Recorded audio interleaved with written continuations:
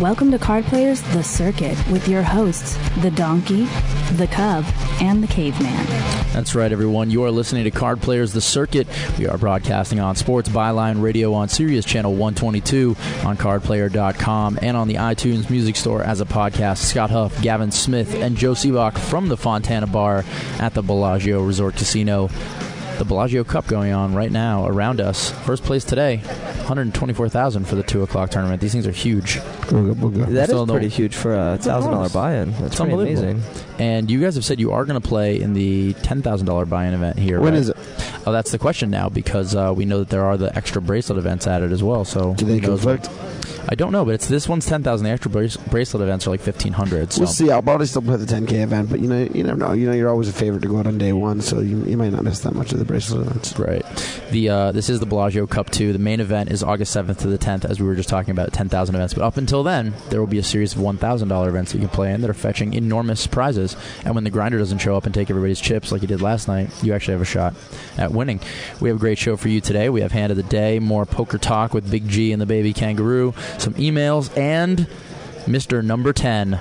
Can we call him Mr. July? Like Reggie Jackson was Mr. October, since he seems to show up at the World Series of Poker most only. Of his bracelets were won in July. Yeah, most of them were in May. They're in one in May. Okay, Mr. May, Phil Hellmuth. We can call him Mr. Mulai. Mr. Malai. Yeah, no? Mr. Malai on the show. Phil Hellmuth, the all-time bracelet winner, or he's tied for it with Doyle Brunson and Johnny Chan, so he'll be on the show as well. Guys, so a couple days off. How you feeling? Obviously, you guys have caught up on sleep. No, I'm tired. I know, I'm kidding. I haven't caught up Sarcasm on sleep button. in the slightest. We've been running around. We're trying to raise some money for a couple different charities. So we've been playing. We played in a tournament today, and we did a little bit of an autograph session. It was Gavin Smith and Spider-Man, who filled in for me for the day, which was nice. I was feeling a little beat, and Spidey swung in inside my name on some stuff, which was cool. He kept like shooting webs out into the crowd and pulling people in. I know. I thought that was Andrew Black that was shooting the webs out into the crowd. Get up here! What do you have in your pockets? Andrew Black was just actually like talking, but Spider-Man was pulling them in with the web. Right. What do we end up raising for Payton.com, by the way? I think overall, including the $750 I lost in the last longer bet, I think it's pushing it's pushing like 4,000. Wait, what? You lost the last longer that went to Fort Payton? Yeah. Oh, okay. I thought you were saying you were like taking funds out of there to play last longer. So if you subtracted the $750, no. I didn't want anyone to get that impression. By the way, Jason Kirk and I had a last longer bet where he put up $250 and I laid 3-1, and then. Oh, okay. And it went to Fort Payton. I think it went out in the third hand. So it's been 4,000 over like 3 days. That's pretty cool. Yeah, it's pretty good. And if you want to contribute at all, go to www.forpayton.com. Is the auction still going?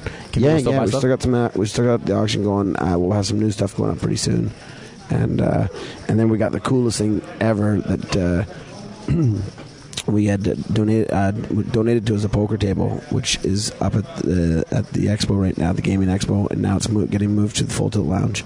And all the top pros are signing it.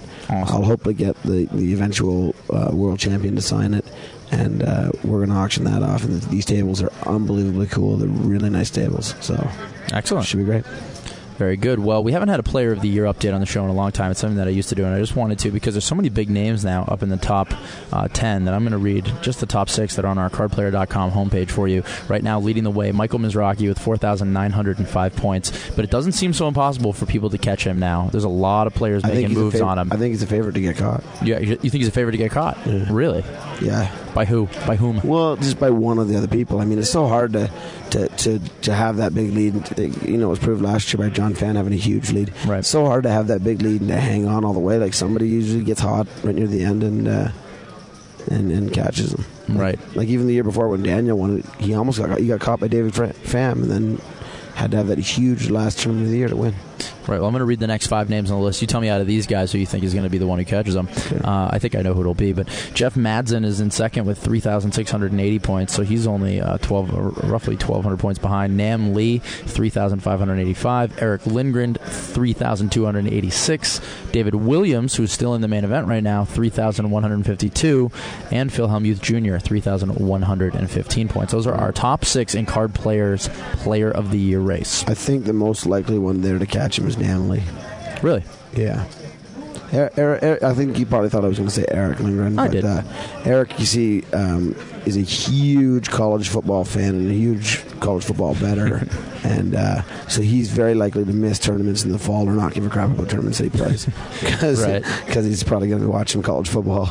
Well, you're friends with Nam, right, Joe? Does he play any of the smaller ones that you need to pick up points in? It seems like he plays most of the smaller ones. Really? Yeah, he cut his teeth on those before he really started making some noise. With obviously the 10,000 wins. Did they bleed? His teeth? Yeah. Well, I don't. As far as I know, Big G, I don't think your teeth can bleed.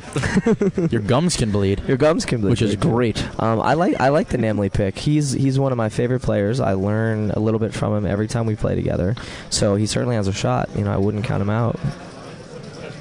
Well, that's good. Yeah. He probably wouldn't want to be counted out. For sure. All right, well, I'm going to do World Series of Poker news. Teeth again either. Yeah, good point. World Series of Poker news. It's Slamastica. And guess what? There's a lot of it today. We have the main event in Day 1D today as we are recording this show. The Day 1A chip leader was Ken Jacobs with 119,100. Mark Voss and Jeffrey Losandro were both still alive.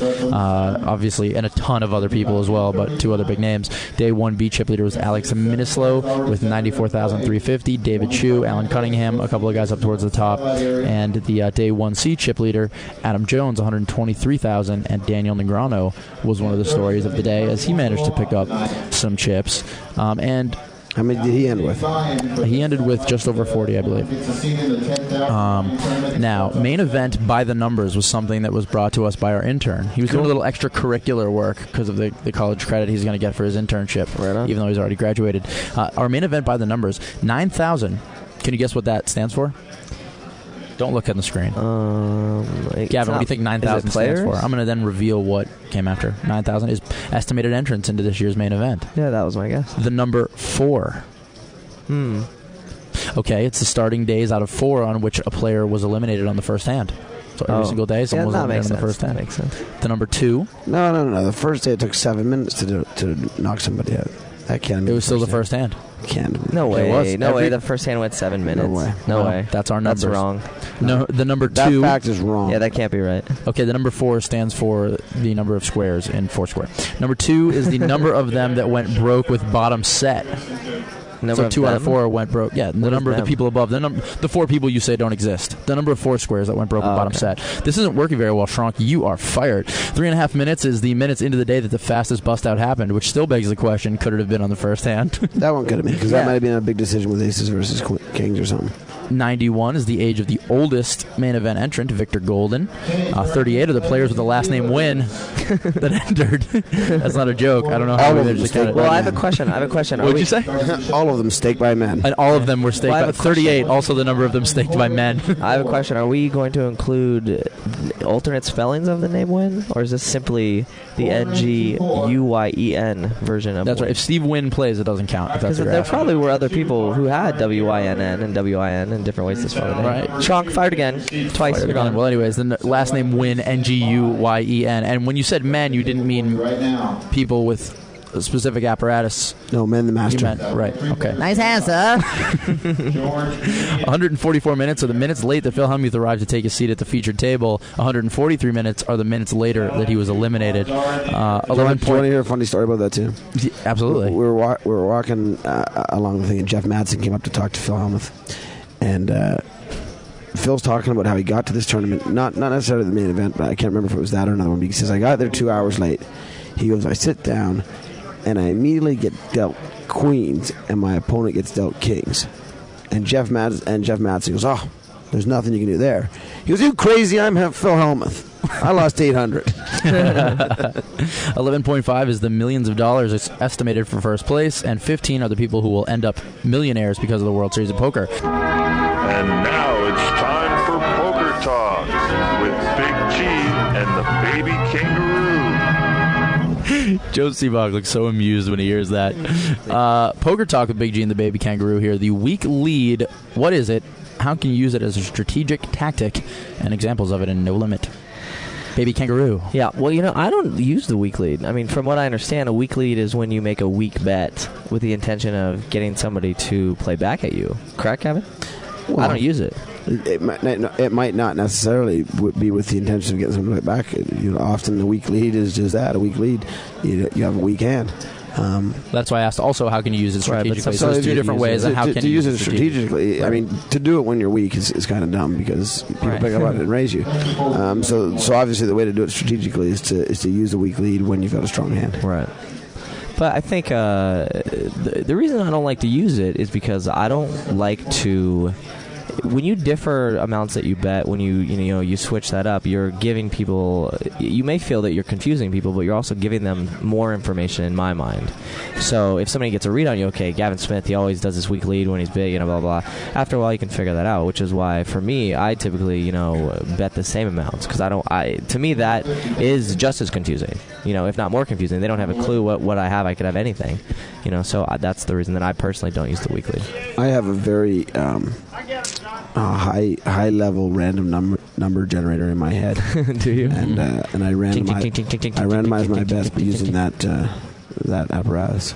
That's beautiful. I didn't know you had that. I'm thinking that that's awesome. It depends on the type of player you are and how you're perceived at the table, whether or not you can even use this tactic all that effectively. Right. I mean, you probably have to have a fairly tight image in order to use a weak lead and make it work for you. If you're someone like Gavin, no one's necessarily going to go, oh, well, he just bet a small amount, so he's obviously weak. I mean, he's too good to believe that Gavin all of a sudden is going to bet $1,100 into a $7,000 pot on the river because he's so weak that he's trying to steal one from you. And the other thing to keep in mind, it's difficult to use when you're that aggressive, too. Right. In my mind, it's not something. I mean, I play very aggressively. Gavin does as well.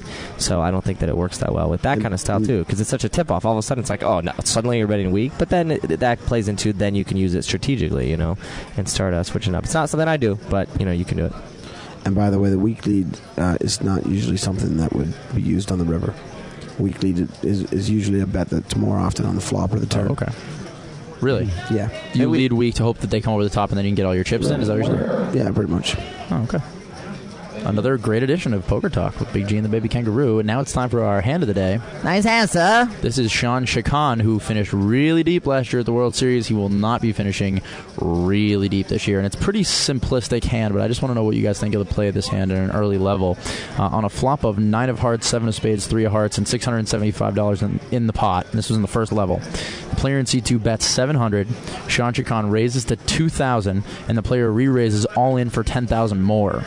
Chacon makes the call and shows queen for a pair, while his opponent shows 9 of spades, 9 of clubs for a set. The turn and river are the 8 of clubs and the 5 of spades, and Chacon is eliminated. And I just want to know how you feel about a player like Sean, who obviously plays pretty well, going broke this early, or maybe doesn't obviously play very well. Just tell me what you think. I think it's pathetic. Well, yeah, and I was going to say, I think that there are two important parts of this. Go ahead, Gavin. I mean, interrupt you, bud. No, go. No. Well, I think that there are two important parts of this hand. One is the overbet with the set. He bet more than was actually in the pot, and that is a move which I do employ on people a lot, and it basically often you can stampede people into a call. They just go, well, obviously there's no chance this person has this kind of hand. So whoever the kids play is, I mean, I kind of like his play. I think Sean played it pretty unbelievably badly to put it in with the 2 queens that early. It's just, I mean, he must be hoping that the guy's on a heart draw, but, I think he's kind of praying that that's going to happen. Pathetic. Expound. Well, even if he's on a heart draw, say he's on a not heart draw. Right. So now the guy's got 12 outs. Right. Oh, no, I agree. Are you real happy with the situation? Or even if he's on just an up and down straight draw. Okay, now the guy's got 8 outs. So you're a lot happier, obviously, but you're still not that monstrous favorite. Right. And so really the only hands that you're hoping he has are 10s or jacks. And is somebody going to overplay 10s or jacks that much? No way. Seems very unlikely. So, I mean, like, some of the times the guy's got aces there and just slow played before the flop. Right. Or he's got a set, or there's just never going to be a situation where you're in great shape there. And there's going to be tons of situations where you're absolutely screwed up the wazoo. Right. I think it's also important to hit that he called. So, he called, pushing. And he called $8,000. $8,000. So basically, Sean got screwed up the wazoo, and it looks like he invited it. And another point, especially with the main event, is this was early. This happened pretty early. This was the first level. I think it was the first post we had on Card Players Live Updates. People are very, very afraid at the first level of the main event. They are not jerking around. They are not putting their money in with these kind of hands, which is why I had almost, it wasn't the same situation, but I had to lay down a pair of jacks on a similar board like this because I was just like, this guy just cannot have anything that I can beat. It's not possible. He's got a set. Either he flopped it or he turned it. People just don't do it. They're too scared to stick their money in that early in the main event. They're not just going to shove it in on some crazy draw. So that makes his call even weaker in that sense. And if you would like to read more hands like this, Card Player does have exclusive coverage of the World Series of Poker. We have our live updates going 24 hours a day for you, or as long as the tournament's running. Go to www.cardplayer.com. Live updates, chip counts, videos. You know what else is on cardplayer.com? Naked ladies. The circuit. Oh, it's not part of our exclusive coverage, but maybe sometime in the near future. After this, we will be back with phone calls and emails for us right here on the circuit. I'm Chris Ferguson, and I've got a question. You've got pocket tens. How should you play them? Now imagine you're sitting across from me. Does this change your decision? Learning from the best changes the way you play. It makes you better, smarter, more consistent. It's what sets Full Tilt Poker apart from other online poker sites. Full Tilt Poker was designed by the world's best poker pros, including players like me, Phil Ivey, Howard Lederer, and Jennifer Harmon. So when you're ready to take your game to the next level, come learn, chat, and play with the pros at FullTiltPoker.com. Welcome back to the circuit, everyone. Scott Huff, Gavin Smith, and Joe Sebok talking a little poker right now. We have some emails. We have some phone calls. I'm going to start with the emails. Do it. This guy right here listened to the live show obviously yesterday. He said the quality of the limericks on the previous show were subpar. Oh, wow. We didn't write them. I agree with him. Stapleton kind of dropped the ball. I wasn't and I love Joe, and I love his sense of humor, but I don't know. I think the biggest problem was actually his delivery. He was a little nervous to read his own limericks, but these I'm going to deliver very well. All right. He says, here are better ones for Joe, Gavin, and Scott. There once was a player named Gavin. The chip lead he often is having. But then he goes whack and blows off his stack and lets out a yell like he's calving. Does that mean like having a baby calf? What's calving? Yeah, that's what it means. I don't even know what calving means. There once was a Joey... I ain't giving him better for that. I don't even know. Okay. That was trash. All right, rate this next one. Trash. There once was a Joey named Sebok, who successful at cards seemed to lock. But not even Barry could help out this fairy. Will Joe ever win? Not this epoch. I think that's pretty funny. That's better. He called Joe Ferry. I like that. I think it's funny, I like that one. But I want to just say to you, schmuckball, that I've already won 2 tournaments, so why don't you actually... It was good. I think that was a really good rhyme, but shut it, Ferry. we need to clear something up real quick. Can I say pussy on the air? Okay. Sounds like it. A pussy-whipped player named Scott had a girlfriend who's said to be hot. He seems like a donk even more so than Shrunk, and oh, by the way, lay off pot. Which, at the end, yeah, I don't ever smoke pot. Lame-o. So that's not my drug of choice. 1 out of 3 was good. 1 out of 3 was good. And 1 out of 3 is good. But what is an epoch, though? I have no idea what an epoch is. It's a period of time. I believe it's 50,000 years. And then is that an epoch? Hold on. Yeah, there's a smart kid sitting in listening, and he can't answer the question. Kid going to law school. It's a long amount of time. And then he signed "Love the Show, No Offense, Joe." Fairy, which is kind of cool. That rhymed as well. He called me a fairy. Yeah, okay. You look like a fairy a lot of the time. Yeah, but I don't need to back up my sexual exploits. I'm fine. We all know we all know you wheel girls like more than freaking Ron Jeremy, for Christ's sakes. But I mean, it's true. I mean, we know you're the super stud of the circuit, but you do look like a fairy. He's the unhung I think that the Ron girls Jeremy. enjoy the fairy-like. Maybe because they don't feel threatened. They don't feel threatened from you. Yeah. Well, here's another semi-diss, but actually kind of a congratulatory email. This one was from Dan. It says, I would just like to take a quick second to congratulate Josh Aryeh on making the anteing level at the World Series of Poker this year. Yeah, way to go, Josh. As he did survive day 1 of the World Series. I'll tell you what, I talked to Josh just before he played. He's super, super focused. He plays the main event great. He's had some, he's had obviously that third. He's had success in the event, and I think he might knock on the door. I think he's been there before. I think he's the guy to watch. And Josh, you have a small piece of him, right? Because of that pool bet. What do you have, 1% or something? I have 2.5% of him. That would be pretty damn good if you won $10 million. Not too bad. Although I'd rather have like some of the horses that I have 30% of too. Yeah, exactly. A little better situation. I had one horse that went out yesterday that had 75% of it. I really wanted him to win. Wow. All right, let's take our phone call. You got one? Thanks. Hey, what's up, guys? How's it going? This is Brian from Wyoming.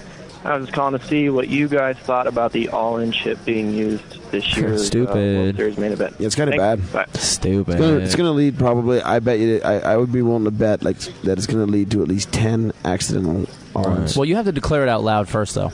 No, you do not. No, If you throw don't. that chip in, That's what you're they all said. That's what they said the first day. Somebody was Absolutely not. eliminated because he actually was using it as a card protector. He went to grab his cards, and the all-in chip flipped in.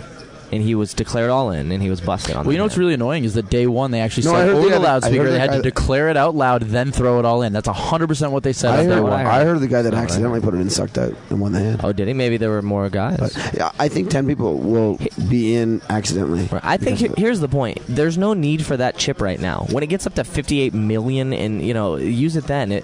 I still think it's stupid, but maybe there's more of a point of it. You don't need it when you have a stack of chips that you can put in with your own hand. I don't It's not think you ever need it because you can get enough big chips on the table that people aren't going to have massively super stupid amounts. I think it's a stupid gimmicky thing that's unnecessary. Yeah, I think it just down complicates with the all-in chip. Yeah, for sure. It's like giving everyone in the room a gun so they can just shoot a player that they don't like during the course of the main event. That would be cool. It's sort of like that, but it's less killing and violence. Well, but I mean, it's something that can only end up bad. Yeah, it really can't do anything. It can't be good. And you can't even get arrested. It's like, no, sorry, that was my freebie. It was my kill. It was my kill. You're under arrest, sir. Freebie. You know who I bet didn't use the all-in chip? Phil Hellmuth. We'll have him right after this on the circuit. Hi, this is Stephanie Larimore, Playboy Playmate, June 2006. If you want to win a date with me, click on the tournament button and enter the free roll tournament. If you win, you could wine and dine me the naked poker way. This is Eric Seidel, and you're listening to The Circuit.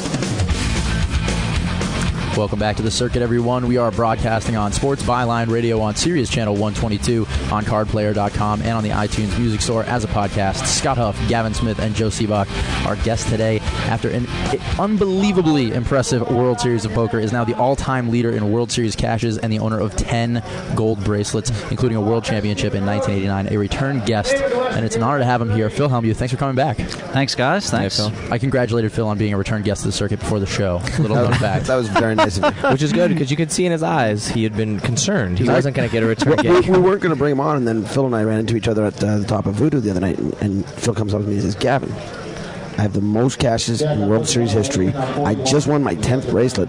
What's wrong with you guys?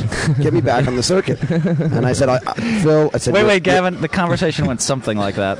I said, Phil, you're a good friend. You're a great player. Huff owes me a favor. I'll see if I can get you on. Well, now he's here, and we get a chance to pick your brain about this unbelievable World Series. Why don't you tell us just, in your words, the way the World Series went for you from the beginning to get that 10th big one? Well, by the way, first of all, thanks for coming back to this fucking room here, the Fontana room.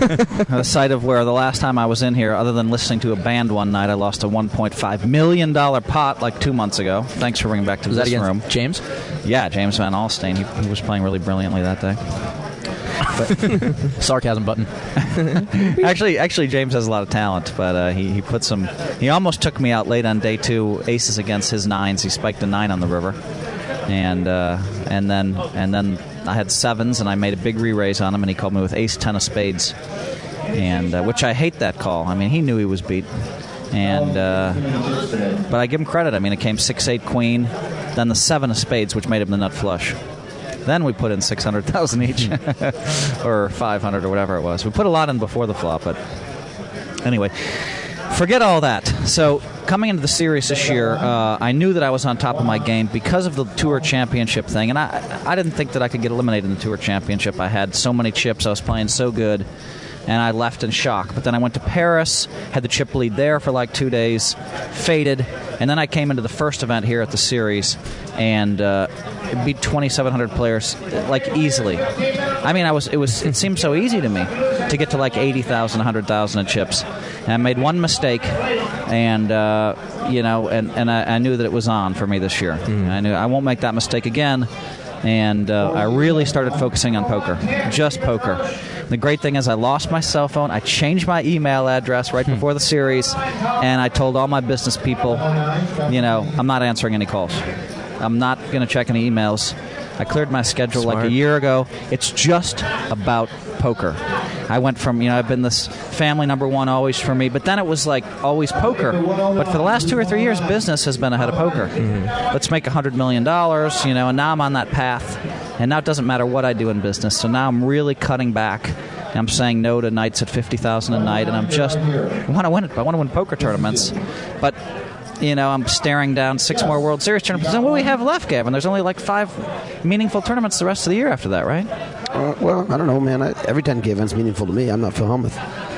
Well, I mean, but how many World Poker Tour? I mean, let's say World Series of Poker is the most important stuff, right? And then World Poker Tour is the second most important stuff. But I mean, how many WPTs do we have left? I think it's probably about so on. There's probably 6 or 7 left this year. Yeah. Only 6 or 7 tournaments that count. Right. No, in the calendar year. Calendar year, right? I mean, through December, there's only 6 or 7 more, right? Yeah, about that. So, I don't know. I wish the series were starting again. I want to play right now, man. Before we keep going on what happened at the series, do you care to share what that mistake was? The one mistake you made after outlasting 2,700 people? Well, the guy raised my button. A very kind of loose, aggressive player.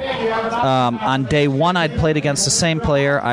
He'd been coming over the top of me. I raised on the button with jacks. And he came over the top of me in the small blind, and I started licking my chops. I said, yeah, baby, this is what I've been waiting for. And right before I put my chips in, something said, he has aces. And now I said, that can't be right. I mean, this son of a gun's been coming over the top of me all that time. Now I'm looking down the barrel of a cooler, and I got, a little bit, I was really pissed off. And they came over, they announced they're going to break the table, and I just didn't want to fold this hand, but my instincts were going bananas. So finally, I flipped the hand face up, jacks, boom. I only lost 800 on the hand. I still had 10,000 left. Let's play. Well, now we're playing late on day 2 now. Same guy comes to my table. Now he's on the button. He raised it, and I had ace-7 in the big blind. So he's on the button. I'm in the big blind. And I just decided I had like 90,000, and I could see he had maybe 40. He'd opened for 6,000. And I decided he couldn't call me. So I moved in. But he did call me with ace fucking 10. So, wow. And I thought to myself, Phil, these players are so bad. Why don't you just wait 10 minutes, and play a different pot against him? But I thought, especially after showing him the jacks lay down, he made the call, and I decided, there's just no need to do that. Yeah, I've been talking about that all week at the World Series, how the more chances you take, I feel like the less chance you have to win these tournaments, because people are going to explode. People are going to do things and make mistakes, end up giving you chips. So I've been trying to just not put hardly any moves on people. Yeah, I was playing with Jim Bechtel's son this whole tournament, and I thought he played really well. The kid played some good poker, but he said something to me. He said, Phil, I played 24 hours of poker with you so far in this tournament. He said, I've never even seen you close to all in all this time. He said, it's unbelievable. Because I do play a lot of small ball, I might have aces and I might not re-raise. Now with aces, if I think they have kings or queens, I'm going to give them a chance to lose all their money before the flop. But if I have 2 9s and I think they have ace king, I just take a flop, and sure, maybe I hit a 9 and maybe they bluff off all their money. Who knows? So that was one of the early events you were talking about there when you outlasted. Where'd you end up in that tournament? That was the first tournament. I finished 67th. 67. So a little disappointed after that. What was the next event you made it deep in? Walk us through that a little bit. Was your next final table? Probably not long after that, I made it deep into the money. I think I made it into the money the first 2 tournaments I played, just like last year. And then maybe like the 5th tournament I played, I made it again into the money. So it just I knew things were going well. I knew it was my time in poker. I knew, and I just didn't want to leave the series without a bracelet. That was all, And so, everybody could see it every day. You look at the internet every day. I had the chip lead, and it just would have been a shame to not get a bracelet out of it. And now, with 6 more bracelet tournaments, they're more cheap bracelets, I'll say. And last year, I didn't like the fact they were bracelet tournaments. And imagine this, Gavin. My phone rings. It's Eric Seidel. Phil, I almost won a cheap bracelet today. What? I mean, this is like 4 days after the main event started. So what are you talking about? He said, you didn't know they're giving away bracelets for these last events? And I said, that's BS. That was last year. This year, I'm awfully happy they're giving away bracelets because I'm on top of my game. When is the first cheap bracelet? Thursday. It's Thursday's the first day. Thursday, and it's not a cheap bracelet. I mean, last year I felt they were, but this year I'm like, all right, it's the rules, and I'll take it. Yeah, it's another shot. So then, obviously, you had a couple of final tables before you ended up taking down the bracelet. Was the first one the runner-up, or was the first one the Omaha 8 or better final table? I'm sure I can look it up, but runner-up. I finished second to Jeff. And then I knew I'd be back at least once, and then I came back like 5 days later in the Omaha with the chip lead, and I took 2 coolers right away at the final table, and I couldn't recover from that. And I probably could have played a little bit better, though. I mean, there were 2 hands that I could have played differently. and not the coolers, mind you, but a little bit later. Mm-hmm. And you never know, because Omaha 8 or better, I'm going to win a bracelet in that game. I know that. I've made that final table so many times it's sick. There's something about that game that makes sense in tournaments to me. And in the side games, I know how to play in the side games, but I don't incorporate the correct amount of patience all the time in Omaha 8 or better, and that can be expensive. So how was that?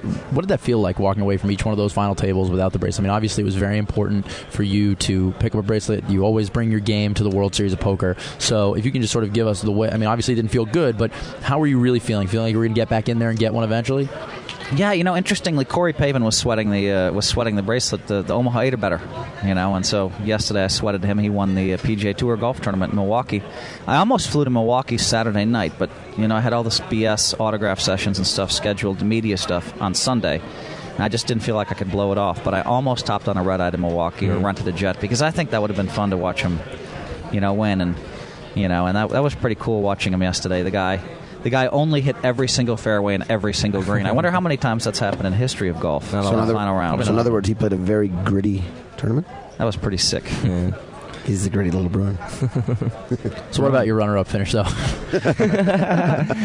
Corey Pavin's a winner. Phil Hellmuth, until the 10th bracelet, walked away sad a couple times on the final table, but you seemed gracious in defeat against Jeff. But I mean, what did that feel like? Something went on this year. It was like a light switch, where all of a sudden, when I got eliminated from the first tournament, I just, for some reason, I said, okay, it's over. And I shook everybody's hand and left happy. I said, what the hell is this? Who is this person? Who is this person? I'm the poker brat, I mean, bring it on. I want to swear and throw chairs and shit, And then the next tournament, same thing. And when I finished second, I did ask the guy if he wanted to play heads up for $1 million. I'd lay him 2-1. I did ask him that. But then recovered right away. I'm like, all right, Phil, there's nothing you can do. And I appreciated the beauty and the surroundings. I mean, there's like 1,200 people going it was crazy. Amazing. It was insane. It was electric. Amazing. And I realized, man, it's just blessed to be in this position to have a chance, And right away I recovered and was happy. And my wife said, what the hell's wrong with you? And I said, I don't know, honey. But she said, I like it an awful lot. I said, yeah, I'm not sure if I do, but maybe it's maturity. Maybe the poker brat is about to become the poker gentleman. Well, I mean, I wouldn't go that far. I did kick a chair in the event I won. I did kick one chair. Yeah, got up. I mean, it was. I trapped a guy in my usual way. Got him putting a lot of money in with Ace Jack after like the 9 high flop, and I think I had the queens and he hit the ace on the turn. And I kicked the chair pretty hard. a lot of chairs with vendettas out there against Phil Hellmuth. I want to play a clip for you, though, before we start talking about the 10th bracelet win, of Gavin Smith when you were on the show the last time at the WPT Championship. Here was what Gavin had to say about Phil's chances at this year's World Series. Oh, I thought it's only 9 now. It used to be 9 bracelets. Now it's only 9. I predict it'll still be 9 at the following this year's World Tour. Oh, shit talking again. There you go. That was a really bad prediction. Yeah. Apparently it was. It was closer to being 11 or 12 than it was to being 9. Much closer. True enough. So talk about getting that 10th bracelet, walk us through the tournament a little bit, and then obviously how. Oh man, I mean that's actually a great story. And by the way, the last 2 nights I've been playing the 1,503,000 game at the Bellagio. It's been one hell of a game. I saw you at 7 a.m. yesterday. Yeah. I slept 3 hours after getting eliminated from the main event. I played all night. I won 60 in the game, but I should have won like 150. And then last night I played for 2 hours and I won like 55,000 in the game, and it wasn't quite as good a game though. But the bracelet, I mean, this is Sunday, right? And I'm exhausted. And my parents have been in town. My son's there, so we went to like Ka on Saturday night. Mm-hmm. And my son and I had like a dinner at like 1 in the morning. So I came in Sunday. I knew one thing. My heart was feeling really good because my family was in town. I love having my parents and my son there. So when my parents and family are around, great things happen to me. I don't know why, but I knew I was tired. So I come into the rebuy tournament an hour and a half late because I don't want to go off for like 30 buys, instead of record. And that won't even be close to the record anymore. Right. I used to have the record in the old days for most rebuys. I mean, like 10 years ago, but now I'm not in Daniel's league. It was only like 15 or something. I mean, it wasn't that bad compared to Daniel's 48. What is even second place now? I think he's second place, 17 or 18. I think he's got top 3 finishes. Yeah, he's got the top 3 wow. for sure. So I told my parents. So now the rebuy. So I don't play a hand for the first 15 minutes, and I don't even rebuy or add on. I'm like, I'm going cheap. You know what I mean?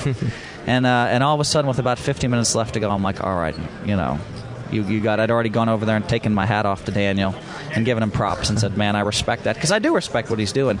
But I was trying a different path. So I finally started gambling, and I rebought. And the last hand before the break, I went broke again.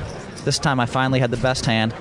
And instead of rebuying, adding on, and doing a double, the rebuy, and the double, so where I could have 4,000, I left myself with 3,000 in chips, and was only in 8,000. Now, I was, probably, 600,000 winner for the trip, but it just felt right to me. I said, screw it, I'm not getting in 9, I'm only going to buy 8,000 in chips. Anybody would tell you that's probably not a good mathematical play, but it made me feel good. So I went to the UB Lounge, and I told, my mom and dad and Victor, I said, I have no chance in this thing because I'm so tired. This has been a marathon. I said, the only way, and by the way, I haven't won a single pot in a rebuy tournament. And I was joking about that. And I said, I don't have enough gas in the tank to win this thing. If I win it, it's going to be pure guts. And, and my mom, touched me or something. She pretended to pour gas in. Mm-hmm. And I swear to God, it was like I got full of energy right then. It was really weird. I can't explain it to you. But all of a sudden, I thought, wait a minute, maybe what am I saying? Of course, I could win it. Mm-hmm. If I can get to 5,000 chips, I'll sleep at the table, 10 or whatever. And I went back in, and about 15 hands into it, I had kings against ace king. And I announced at the table, I said, a sick part of me is rooting to lose this pot, so I could say that I didn't win a single pot in a rebuy tournament.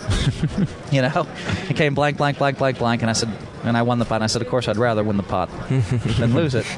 And then I don't think I was all in again. I was maybe close to all in, but I started picking up kings and I've never picked up that many overpairs before. I don't think I picked up kings against tens. I kept showing kings, queens, kings, queen. It was sick to the point where I just had kings, and the very next hand I had kings, and the guy with tens didn't believe me, and all of a sudden my chips went Right. All of a sudden I had 20,000 in chips on all the pure skill of picking up kings all those times. That'll do it.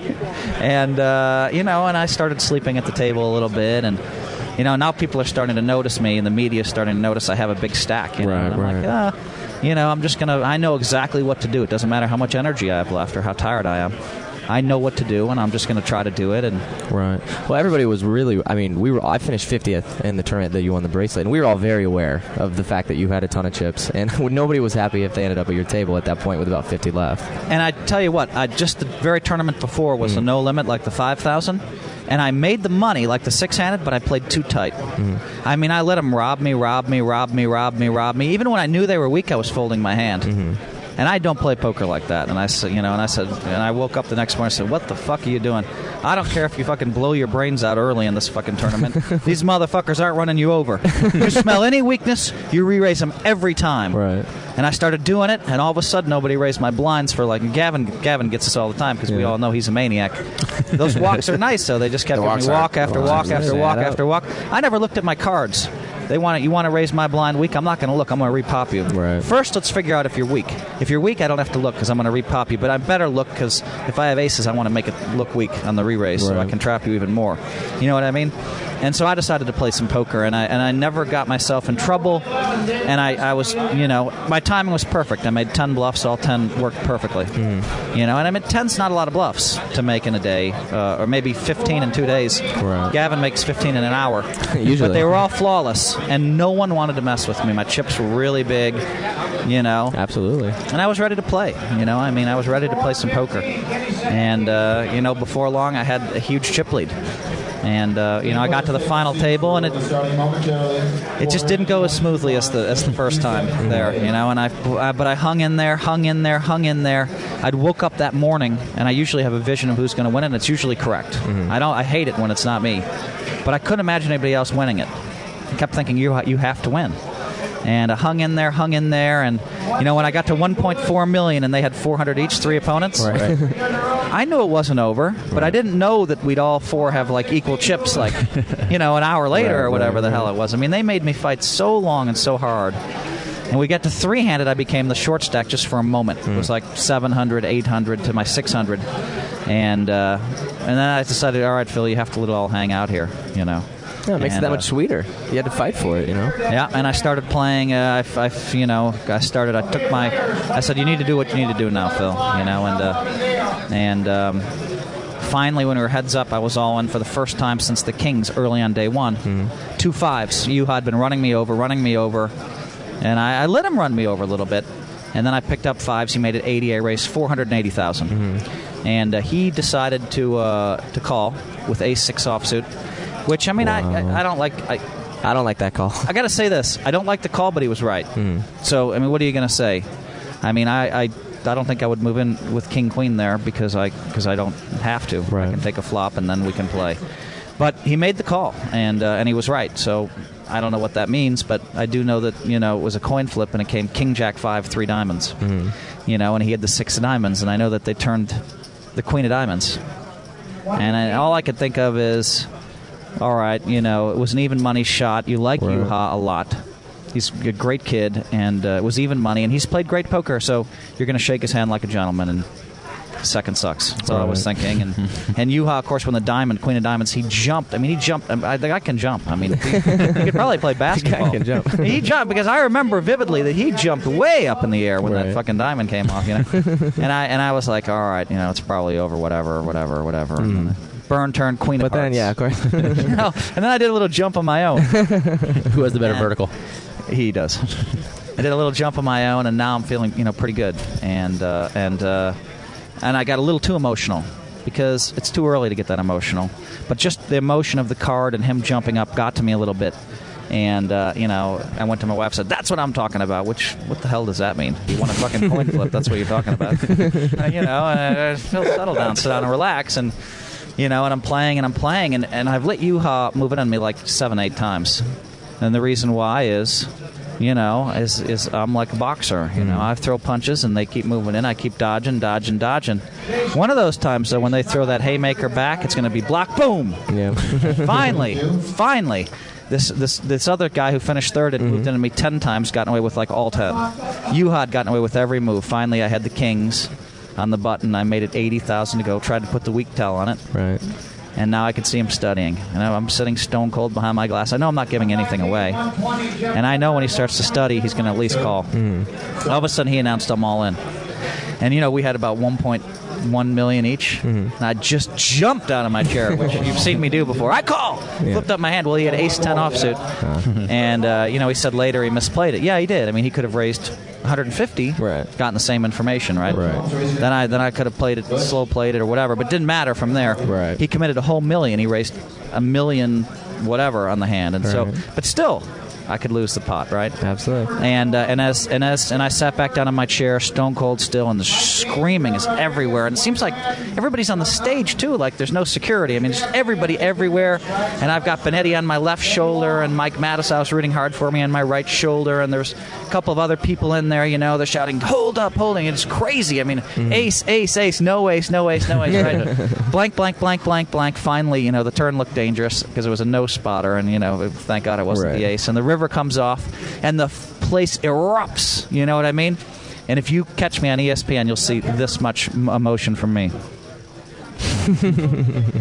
For those of you out in Radio Land, that's not a lot of emotion right there. Didn't say a word, did not move a muscle. Now Benetti's shaking me, and somebody else is shaking me, and everybody's shaking me. I'm like, all right, that's great. I mean, yeah, okay, it's good to win the pot. Let's count the chips. Oh, yeah, it's all right. You owe me 1,100,000 Yuha. Push it over. Okay, good. Yeah.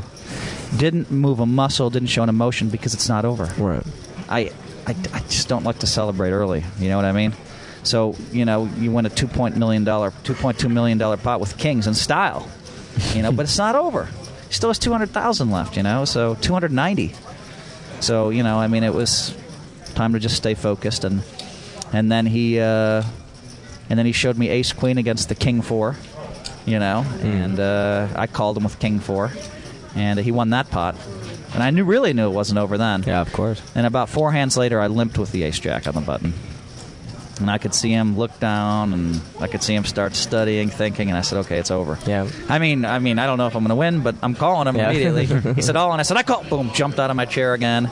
Ace-9 for him, ace-jack for me. He raised 450,000 this time. And I think the blinds were 10, 20,000 maybe, 15, 30,000. And I called him instantly. And I remember it came Queen 8-6, Queen 8 deuce, good flop. With 2 spades, I had the ace of spades, and then the king of spades, which I thought was a good card because I had the ace of spades, and now he only has 2 wins in the deck, right? But I mean, actually, it's not a bad card for him because now the 8 or deuce gives him the split, right? Right. And then the 6 of clubs on the end or whatever it was, and now I was in the mood to celebrate. And I was in shock. It was surreal, I mean, I'd fought through hell, this whole fucking tournament. You know, I mean, deep. Everybody's Phil's having a great tournament. Phil, you're the best. You're the best. You're the best. All the great players come up to me. It's unbelievable. You're the best. You're the best. It doesn't mean anything. You got to get the bracelet, man. I mean, it doesn't matter what people say or even think. Right? I mean, it's all about getting the bracelet. Got to close the deal. Absolutely. I closed the deal, and I was, on cloud 9. And what was that? And apparently, I didn't know this, but apparently that gave me the lead in the all-around championship. They're giving away a truck or something. It did for a bit. It did. I believe Jeff Madsen has taken that over. Took it back, I believe. He did take it back. Yeah, I ran into him at the UB party. It's like, Phil, did you know you took the lead in the all-around? It's like, no. I said, you took it by 20 points. He said, that's when I knew I had to make another final table. He said, by the way, you have to finish 4th or better in the main event to retake the lead. Wow. I said, thanks, Chef. Wow. I said, what about those other 6 bracelets? He said, are they giving away bracelets for those events? I said, yeah. He said, oh, man, I hadn't thought about that. I said, well, I'll be back in one of them. You better hope they don't count. Card Player is proud to announce that all books and DVDs will be 50% off for a limited time. From Doyle's Super System to Phil Hellmuth's instructional DVDs, you can find everything you need to improve your game at pokerstore.cardplayer.com. Welcome back to the circuit, everyone. We are broadcasting on Sports Byline Radio on Sirius Channel 122, on cardplayer.com, and on the iTunes Music Store as a podcast. Scott Huff, Gavin Smith, and Joe Sebok wrapping it up from the Fontana Lounge at the Bellagio. This tournament is amazing, and I want in on it in the next hour and a half, so let's make this quick. All right. Well, we have to make it the same amount of time we always make it. So it can't be quick. No, it can't. Phil Hellmuth, though, part 1. Make sure you stay tuned tomorrow to Phil Hellmuth part 2, as you get to hear. I wonder what parts are going to actually get broken up, because part 2 will probably be a lot about his 10th bracelet, which was pretty cool stuff. Yeah, exactly. Yeah. And then the rest of the week should be huge. We've started off with a live show on Phil Hellmuth. You got to love that. Yeah, it's good stuff. As big as it gets, almost. Absolutely. As big as it gets, What's going on with Phil Ivey, Joe Sebok? We're talking to him. I got it. Well, see, the thing is, we blew it the last couple of days, and now he's still in the main event. So now I'm going to have to scoop him up when he gets hooked. We don't want him to get knocked out. If he does get knocked out, we're going to have to scoop him up then. Because there's no way he's coming on while he's playing. We haven't told this story on the air, and I just want to tell it real quick. Phil Ivey was told that, or he said that he would do the show, and we were told about it, and we went into the big game one night, and we're allowed to sweat for like 2 minutes, and Barry said, hey, Phil, you're going to do the show, right? And Phil looks at his watch, and he looks at me and Joe, and he goes, yeah, I'm so excited. Can we do it right now? So if that's any indication, it should be an amazing interview with Phil Ivey. All right, we'd like to thank our guest today, Phil Hellmuth. He'll be back tomorrow to tell you more about his 10th bracelet. For Gavin Smith and Joe Sebok, this is Scott Huff. Thank you for listening to The Circuit. Later. Goodbye.